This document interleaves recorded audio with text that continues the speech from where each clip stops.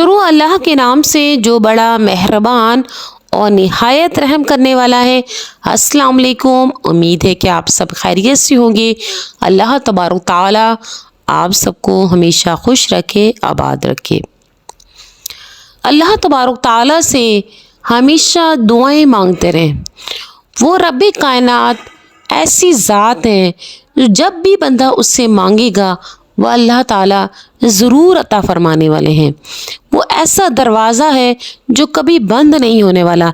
जैसे कि मेरे बहनों और भाइयों, जब हम दुनिया में किसी से मांगते हैं, किसी के सामने हाथ फैलाते हैं, तो वो दुनिया में आपको 1 मरतबा देगा, 2 मरतबा देगा, 3 मरतबा देगा। लेकिन जब आप दोबारा उसके दरवाज़े पर बार बार जाएंगे तो वो तंग आकर आपसे कहेगा कि अब मेरे पास नहीं है। लेकिन रब्बे कायनात का दरवाज़ा, रब्बे कायनात एक ऐसी हस्ती है, मतलब एक ऐसा दरवाज़ा है जिससे हम मांगते जाएं और मांगते ही जाएं और वो हमें अता करता जाएगा, क्योंकि अता करना मेरे रब की शान है। इसी तरह मेरे बहनों और भाइयों, अमाल जो हम करते हैं और नेकियां करते हैं, वो नेकी अल्लाह ताला के यहाँ कबूल हुई या नहीं हुई ये तो अल्लाह ताला ही जानते हैं। इसलिए हम जो भी अमल करें या जो भी काम करें वो अल्लाह ताला के यहाँ कबूल हुआ या नहीं हुआ, इसके लिए हमें हमेशा अल्लाह तबारक ताला के दरबार में दुआएं करता रहना चाहिए। हज़रत इब्राहीम अलैहिस्सलाम के बहुत ही बड़े नबी हैं, बल्कि हज़रत नबी करीम मुस्तफ़ा सल्लल्लाहु अलैहि वसल्लम का पहला नंबर है और दूसरे नंबर पर हज़रत इब्राहीम अलैहिस्सलाम का है। हज़रत इब्राहीम अलैहिस्सलाम ने काबा शरीफ बनाया। अल्लाह ताला ने हुक्म दिया, ए इब्राहीम हमारे घर को बनाओ। अल्लाह ताला का हुक्म हुआ और हज़रत इब्राहीम अलैहिस्सलाम ने और उनके लाडले और चहीते बेटे हज़रत इस्माइल अलैहिस्सलाम ने, दोनों बाप बेटे ने मिलकर काबा शरीफ बनाया। जब काबा बन गया तो हज़रत इब्राहीम अलैहिस्सलाम ने अल्लाह तबारक ताला से दुआ मांगी। सूरह बकरा की आयत है, रब्बना तक़ब्बल मिन्ना इन्नका अंतस समीउल अलीम। ये अल्लाह, हमने जो ये काबा बनाया उसके बनाने की खिदमत को तू कबूल फरमा ले।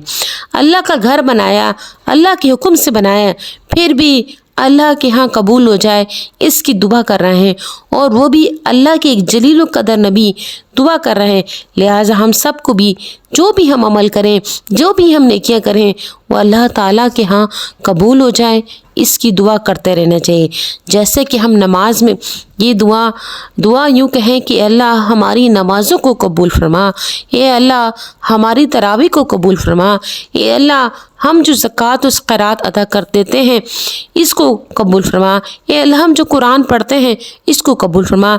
जितने नेक काम हम अल्लाह ताला की तौफीक से करते हैं वो अल्लाह ताला के यहाँ कबूल हो जाए इसकी दुआ करते रहना चाहिए। अब यहाँ पर हमारे ज़हन में ये सवाल होता है कि हम जो अमल कर रहे हैं कि इसकी कबूल होने की क्या कोई अलामत है? क्या हम ये जो अमल कर रहे हैं वो कबूल होगा कि नहीं होगा? तो हमारा कोई नेक अमल अल्लाह ताला के यहाँ कबूल हो जाए या कबूल हुआ है कि नहीं, इसकी एक निशानी अल्लाह वालों ने बयान फरमाई है कि इसके अमल होने की, यानी कि कबूल होने की अलामत ये है कि इसके अमल जो हम अमल कर रहे हैं, अगर वो अमल 1 मरतबा किया और उसको दोबारा करने की तौफीक अता हुई, अल्लाह ताला ने हमें तौफीक दी, तो इसका मतलब है कि ये निशानी है कि अल्लाह तबारक ताला ने हमारा वो अमल कबूल कर लिया। जैसे कि इसकी मिसाल ये है, आज हमने 100 मरतबा कलमा शरीफ पढ़ा, ला इलाहा इल्लल्लाह, फिर दूसरे दिन भी पढ़ने की तौफीक हुई, तो समझ लो कि जुम्मे के दिन हमने जो 100 मरतबा ला इलाहा इल्लल्लाह पढ़ा था वो कबूल हो गया। जो नेक काम दूसरी मरतबा करने की तौफीक हो जाए तो समझ लेना चाहिए कि मेरे पहली मरतबा वाला अल्लाह ताला के यहाँ कबूल हो गया। और ये तमाम अमाल नेकियों के बारे में कहा जाता है कि जैसे 1 मरतबा नेकी की और दूसरी मरतबा हमें उस नेकी करने का मौका मिल गया, तो इस बात की निशानी है कि अल्लाह तबारक ताला ने हमारे इस अमल को कबूल फरमा लिया। अब मैं आपको एक ऐसा दुरूद तंजीना बयान करने लगी हूँ जिसके पढ़ने के बारे में कहा जाता है कि इसकी बरकत से اللہ تبارک تعالی ہمارے کاموں میں آسانی عطا فرماتے ہیں اور ہمارا کام ضرور ضرور سر انجام پاتا ہے۔ جیسے کہ اس کے بارے میں کہا ہے کہ ایک اللہ کے ولی کشتی میں جا رہے تھے اور وہ کشتی ڈوب رہی تھی۔ حضور صلی اللہ علیہ وآلہ وسلم نے خود ان کو فرمایا کہ درود تنجینا پڑھو، تمہاری کشتی ڈوبنے سے محفوظ ہو جائے گی۔ انہوں نے وہ درود شریف پڑھنا شروع کیا۔